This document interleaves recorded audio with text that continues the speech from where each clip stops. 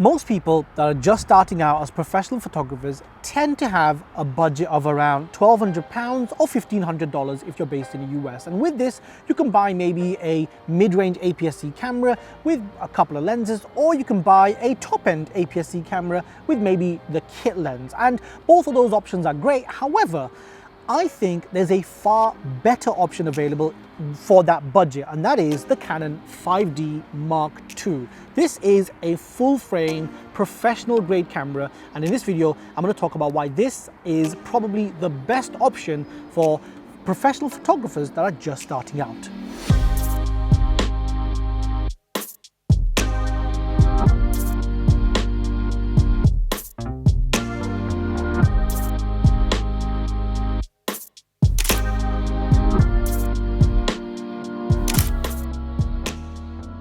So the other thing to consider is the fact that this is a full frame camera, and even though it was released all the way back in 2008, making this 12 years old, the sensor in this camera is actually better in many regards compared to many of the current aps-c cameras. So low light performance, this camera is about a stop better than many of the current aps-c cameras. In terms of angle of view, the angle of view makes a huge difference, because this 50mm lens on an aps-c camera is kind of like a 80mm f2.8, so you're not going to be able to produce that shallow depth of field that this camera with this lens is going to be able to produce. So you've got that full frame look, and honestly the angle of view makes far more of a difference than many of the other specifications that people like to talk about. And also build quality, like this is a 5D series camera, so it's got that pro grade build, it's got that weather sealing, and that makes a huge difference. So if you're shooting professionally, that build, the ergonomics, it makes such a difference. So specifications, you know, it is an old camera, but honestly it still holds up so well even today. I think it's important to remember that when it comes to specifications, there can be certain features that many photographers overlook.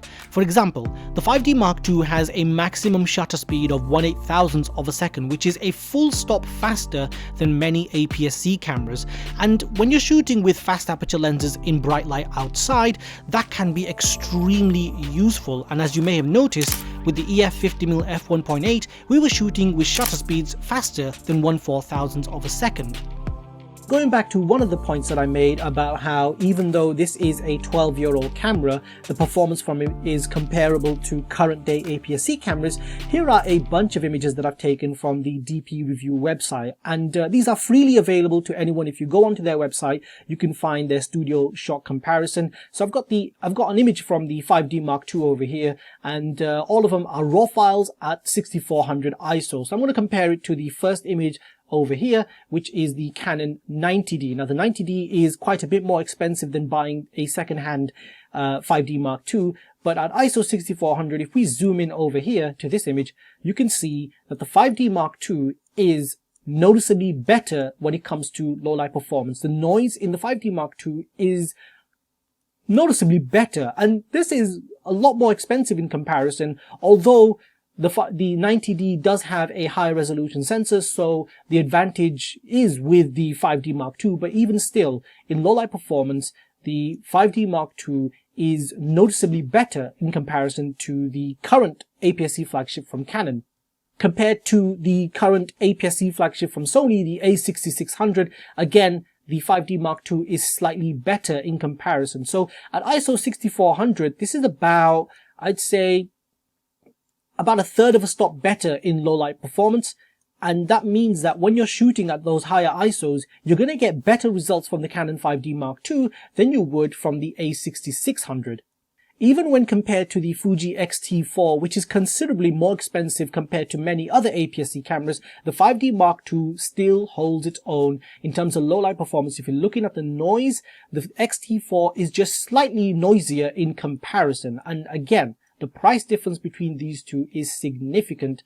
And finally, when you compare it to a really popular aps-c camera, which a lot of beginner photographers use, the a6000, the 5D Mark II is clearly better in pretty much any regard. I mean, the noise performance between the 5D Mark II and the a6000 is more than a stop in comparison. Like, you would need to shoot at about ISO 3200, maybe lower, just to be able to get comparable results. So in low light performance, it performs extremely well, and compared to similarly priced aps-c bodies and even considerably more expensive aps-c bodies, the 5D Mark II not only holds its own, but it outperforms a lot of these cameras when it comes to the low light capabilities.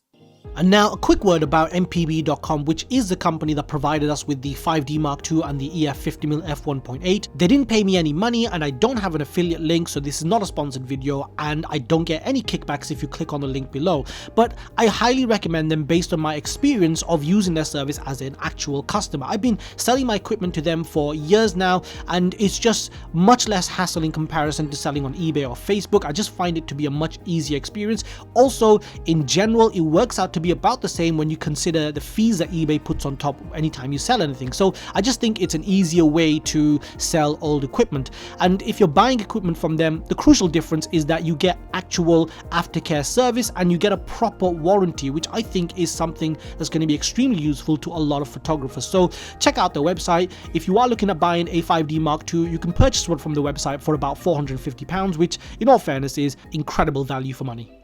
Anyway, back to the video, and although I've said a lot of things about the specifications, in order to demonstrate that I am putting my money where my mouth is, we actually used the 5D Mark II for a proper shoot that we did for the company. And the thing is, when you put a high quality lens in front of this camera like the Sigma 50mm f1.4 Art or the 85 f1.4 from Canon, you're going to produce beautiful results every time. And that, I think, is the most crucial factor. It's the lenses. When you have a full frame camera, you're not limited by the sensor or the angle of view. Many photographers, when they're first starting out, they'll buy an aps-c camera with the hopes of upgrading to a full frame camera later. But instead of doing that, why not just start with a full frame camera? Because from a price perspective, it's definitely within reach. Also, what this means is that if, let's say, you're doing some work for a client and you need some lenses or specialist lenses which you may not be able to immediately afford or you may not currently own, then you could just rent them for your camera and make full use of them without having a crop factor compromise. You have to remember that the Canon 5D Mark II was the workhorse camera when it first came out. When I first started in photography, I used to assist at this studio, and in this full-on proper studio, the main cameras that they had were Canon 5D Mark IIs, and that's the level of camera that you can buy now for less than £500. Anyway, just want to say thank you so much for watching my video. If you like this video, hit the like button, please subscribe, share this video. Also, a huge thank you to MPB for helping and supporting with this video. Really appreciate it. Please do check out the website. I'll leave a link below, and hope to see you guys in the next one. Thank you.